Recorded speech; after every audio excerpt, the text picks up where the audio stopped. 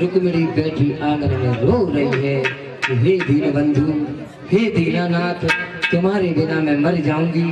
हमारा भैया जबरदस्ती बीच में दीवार बन गया है। अगर तुम्हारे साथ मेरी शादी नहीं हुई कन्हैया तो मैं जिंदा नहीं रहूंगी। अपने भैया के साले शिशुपाल की दुल्हन बन के हरगिज जिसके आंगन में नहीं जाऊंगी। रो रही थी, क्या देखा दरवाजे पे कि ब्राह्मण ने आवाज लगा दी, माता। दरवाजे तक पहुंच गई रुक्मिणी। ब्राह्मण जी क्या बात है? ब्राह्मण कहने लगे, मैं एक भिखारी हूँ, भीख मांगने के लिए आया हूँ। और रुक्मिणी एक बात बता, आज तेरी शादी है, बारात आ चुकी है, तू रो रही है, रो काहे को रही है? रुक्मिणी कहने लगी, ब्राह्मण जी आप कैसी बात कर रहे हैं? आप रोने की पूछ रहे हैं? हमारा भैया साला, हमारा भैया अपने साले के साथ में हमारी शादी करना चाहता है और मैं कैसे उसकी दुल्हन बन के जाऊंगी? ब्राह्मण बोले, तू किसके साथ शादी करना चाहती है? मैं चाहती हूँ कि द्वारिकाधीश श्याम सुंदर हमारे पति बने।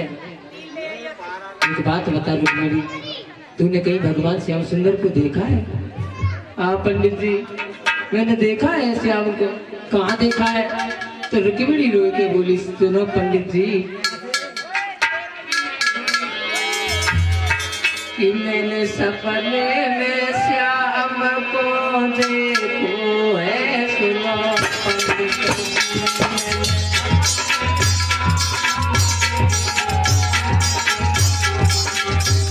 मैंने सपने श्याम को देखो है। सुनो पंडित जी,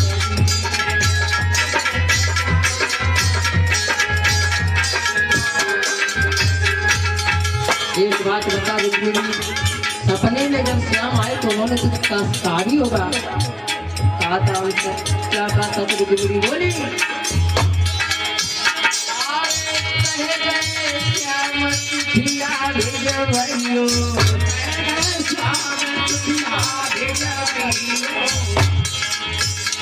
अरे पाती बेटी हमें बुलवाइयो,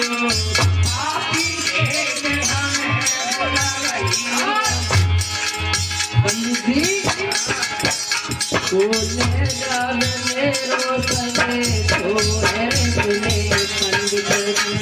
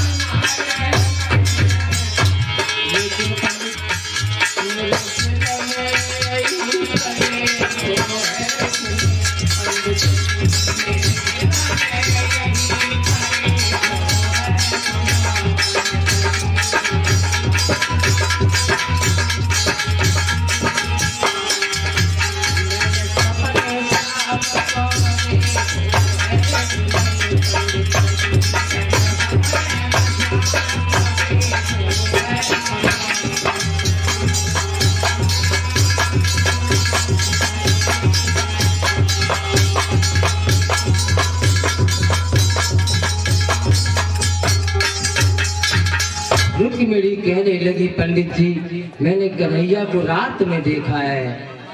जब ये कहा कि श्याम को रात में देखा, सपने में सोते हुए देखा, और ये 11 से 1 रुपया हमारे पास में भिजवा रहे हैं हमारे बहनोई दीपक की तरफ से। ग्राम लालपुर, ये टोडला के पास जिला फिरोजाबाद में पड़ता है। लालपुर की तरफ से हमारे बहनोई दीपक की तरफ से 11 से 1 मुद्रिकाओं का दान आया है। भगवान हमेशा सुख शांति प्रदान करें। बोलिए रास प्यारी भगवान की। पंडित जी कहने लगे, बेटी अगर हमारे लायक कोई सेवा हो तो बता। कहने लगी रुक्मिणी, सिर्फ एक हमारा छोटा सा काम कर। क्या? इतना काम कर दो पंडित जी कि हमारी चिट्ठी ले जा करके तुम द्वारिका तक चले जाओ और भगवान तक हमारी एक सूचना भेज दो। पंडित जी कहने लगे भरजाई की कोई बात है बेटी रुक्मिणी तो कर सकते हैं, नहीं तो देखो लाठी से भी नहीं चला जा रहा और द्वारिका तो यहाँ से बहुत दूर है। रुक्मिणी ने दोनों हाथ जोड़े, पंडित जी सिर्फ छोटा सा काम कर दो, तुम चले जाओगे हमें पता है, और तुम्हारे बिना इस घर में कोई नहीं है मेरी लाज बचाने वाला, इसलिए पंडित जी चले जाओ, अन्यथा मैं मर जाऊंगी सागन में, लेकिन शिशुपाल की दुल्हन बन के नहीं जाऊंगा। शिशुपाल बाहर खड़ा है, लेकिन इधर रुक्मिणी चिट्ठी लिखने लगी आज भगवान कन्हैया के लिए। ब्राह्मण जी दरवाजे पे खड़े हैं कि चिट्ठी लिखो रुक्मिणी, और हम लेकर के जाते हैं। तो आज रुक्मिणी चिट्ठी लिख करके, और क्या लिखती है उस चिट्ठी में भगवान कन्हैया के लिए?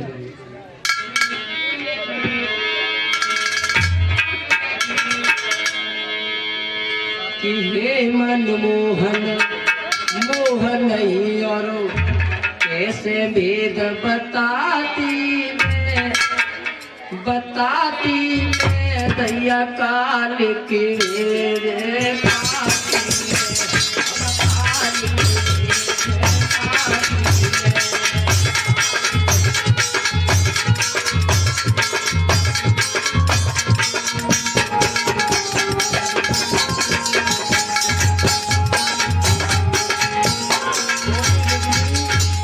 लिखे तो दीन के हथकारी हो, तुम तुम्हारे दिल को जानने वाले हो, लेकिन तुम्हारे हिस्से में क्या लिखना दीन बंधु? हे मनमोहन मोहन तुम्हें कैसे भेद बताती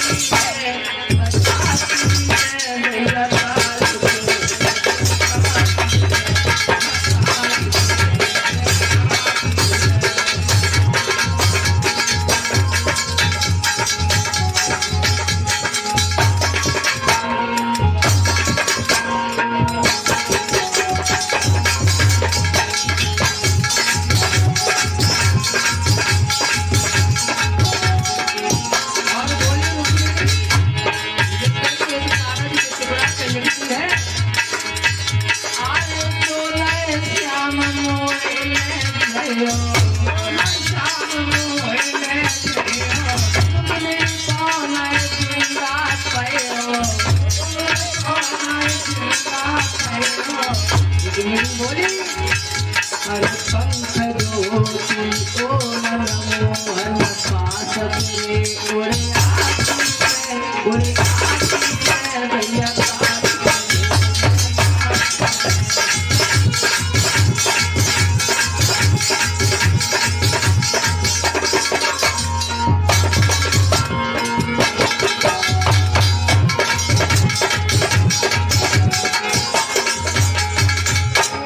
चिट्ठी लिखी रुक्मिणी ने, बंद की।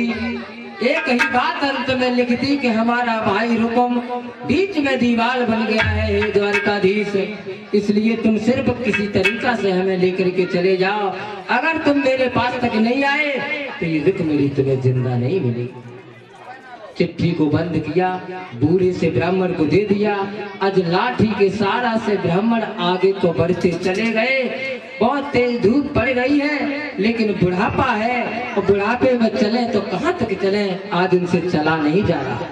लेकिन एक बात और बताएं, बुढ़ापे में चला ही नहीं जाता, बुढ़ापे में कोई काम ही नहीं होता है।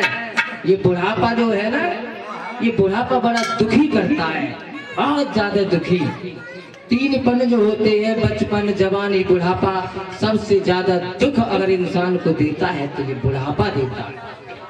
एक विद्वान ये कह रहा है कि आएगा बुढ़ापा तो कछाले पड़ जाएंगे, आएगा बुढ़ापा तो कछाले पड़ जाएंगे, बैठते पे खटिया की पाटी पे रहेगो हाथ और चलने में लाठी के लाले पड़ जाएंगे। ऐसे भी दिन तेरी जिंदगी में आएंगे, यानी ऐसे ऐसे दिन तेरी जिंदगी में आएंगे कि बुढ़ापे के बारे चला नहीं जाएगा। आज वृद्धापन है। बूढ़े से ब्राह्मण रुक्मिणी की चिट्ठी लेकर के जब द्वारिका को चले, तेज धूप, एक सुंदर सा बाग देखा। रथ के अंदर कोई है ही नहीं, कितनी सेना लेके आई है, कैसे कैसे आई है। अरे तू सेना की बात कर रही है, बिल्कुल पागल है लड़की। पंडित जी हाँ ऐसे मत कहो, क्यों? तुम समझो करो हमारे भी। अच्छा अच्छा अच्छा, एक काम कर रुक्मिणी, अगर तू उनसे मिलना चाहती है तो पूजा के बहाना मंदिर पे चली जा, वहीं पे श्याम सुंदर रथ लिए खड़े हैं, तो वहीं से लेके तुझे निकल जाएंगे। लग जाए और मेरे श्याम की मूरत पंडित मंदिर से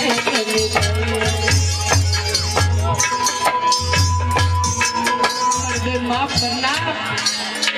अरे मंदिर से लग गए पंडित, मंदिर से लग गए मेरे श्याम की सूरत पंडित मंदिर से लग गए।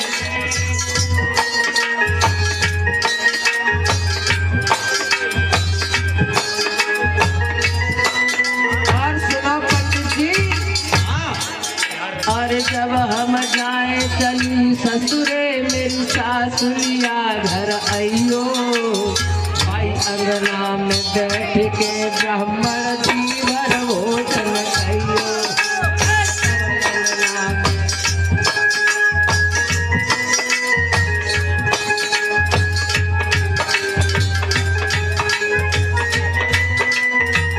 और बोली रुक्मिणी, सुना ब्राह्मण, उदय बनाऊं चिट्ठिया जाएंगे तो ब्राह्मण में सब ऐसा चुकाऊं।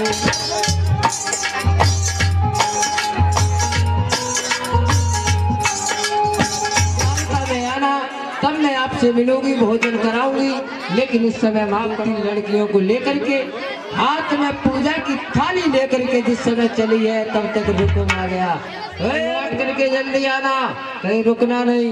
रुक्मिणी कहने लगी ठीक है भैया, कहीं नहीं रुकूंगी। आज लड़कियों को साथ में लिया और आज भगवान कन्हैया जहाँ मंदिर पर खड़े हैं वहाँ के लिए चल देती है रुक्मिणी। पहुंच गई मंदिर के नजदीक, रुक्मिणी के मन में एक बात आई, कहीं ऐसा ना हो कि हमारे बदले में किसी दूसरी लड़की को लेके चले जाएं। और उसे भगवान कन्हैया ने जब रुक्मिणी को हाथ भाव देखो तो के बात कही, अरे पंडित हमने एक बोलाई तुम लेकर के चले जाए, तो जहाँ हाथ में कंगन बंधो तो भाई हाथ को ऊपर उठाए के बोली, ओरी बहन वो फौज किसकी है जो इधर हम देख रहे हैं? एक कहने लगी वो फौज सिपाही अच्छी लग रही है, कहाँ से लाए हो तुम? भगवान कन्हैया लगे कहाँ से लाए हैं, क्या क्या करेंगे, तुम्हें क्या मतलब है? उसी समय आज रुक्मिणी का हाथ पकड़ा, रथ में बिठाया, लेकर के चल दिए द्वारिकाधीश। और जो रथ में रुक्मिणी बैठी चली, अबे बिटरिया लौट के भागी, गिरती जाए भजती जाए, आगे को बढ़ती पहुंची, रुको बोला क्या है, काहे को भाग रही हो? कहने लगी न जाने कौन था, काला काला कलर था, रथ था। दुख तो इस बात का है कि बहन ने कुछ कहा भी नहीं, चुपचाप बैठ गई रथ के अंदर, कुछ चली गई, कोई ले गया बहन को। जब ये वचन सुने कोई ले गया, मेरे भागवत रुको भागा हाथ में तलवार लेकर के और रथ को घेर लिया भगवान कन्हैया। और रथ को जब घेर के खड़ा हो गया, ओए कन्हैया रुक जा, अभी तक तो तूने माखन चुराया और अब तू स्त्रियां चुराने लगा। भगवान कन्हैया ने रथ को खड़ा कर दिया और एक बात कहा, रुक्मिणी तुम रथ के नीचे मत आना, इसके लिए तो हम अकेले काफी है। भगवान कन्हैया रथ से नीचे उतरे और कूद गए, रुक्म का हाथ पकड़ के जमीन पे गिरा लिया, छाती पे बैठ गए, जो मारने के लिए तैयार हुए तो रुक्मिणी पहुंच गई, माफ कर दो, माफ कर दो मेरे भैया को। एक बात कही रुक्मिणी ने,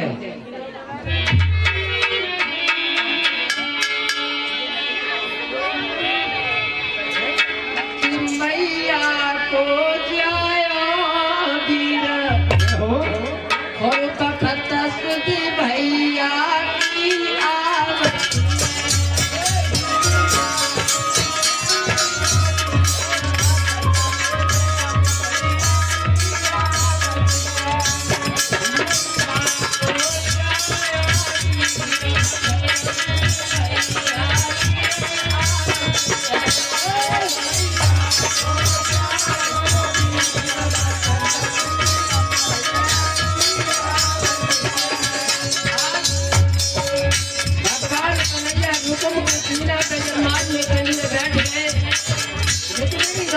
जोड़ी से बोले। पीछे से शिशुपाल दंतवक्र की फौज आ गई। देख करके भगवान राज भगवान कन्हैया के बड़े भाई बलराम से शिशुपाल की फौज से दंतवक्र की सेना से युद्ध होता है। युद्ध को परास्त करने के बाद दोनों भाई रुक्मिणी को लेकर के पहुंच जाते हैं द्वारका में। द्वारका में भगवान कन्हैया के साथ हंसी खुशी के साथ रुक्मिणी का विवाह होता है।